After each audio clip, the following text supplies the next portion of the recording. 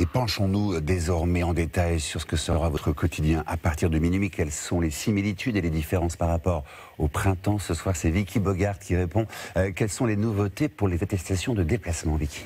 Eh bien, Xavier, il y a désormais 3 attestations différentes. Elles sont téléchargeables en ligne via le site du gouvernement ou l'application Tous Anti-Covid. Alors, la première, c'est la même qu'au printemps dernier, l'attestation de déplacement dérogatoire. Elle permet de sortir de son domicile pour faire des courses, aller à un rendez-vous médical, prendre l'air, sortir son animal de compagnie ou faire du sport seul. Et la règle d'1 heure à moins d'1 kilomètre de chez soi sera à nouveau appliquée. La deuxième attestation est aussi bien connue, celle pour les déplacements professionnels. C'est un justificatif rempli par votre employeur. Un seul exemplaire suffit pour toute la durée du confinement.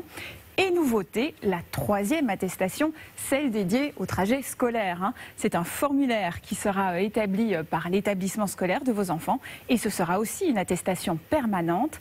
À partir de ce soir minuit, l'une de ces 3 attestations sera obligatoire pour sortir de chez vous. Sinon, vous risquez 135 € d'amende et les déplacements entre les régions seront interdits. Les services publics, Vicky, resteront-ils ouverts? Alors oui, et c'est une autre différence par rapport au printemps. Les accueils de l'assurance maladie pour les urgences administratives, Pôle emploi, les préfectures et les mairies vont aussi rester ouverts.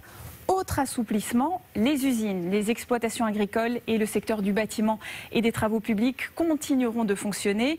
Lors du premier confinement, des milliers de chantiers avaient dû être arrêtés.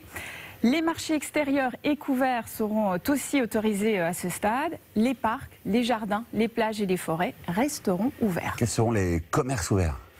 Alors, les magasins alimentaires, évidemment, les pharmacies, les banques, les bureaux de tabac, les stations-service et garages, mais aussi les magasins vendant du matériel informatique, des matériaux de construction ou encore du matériel médical.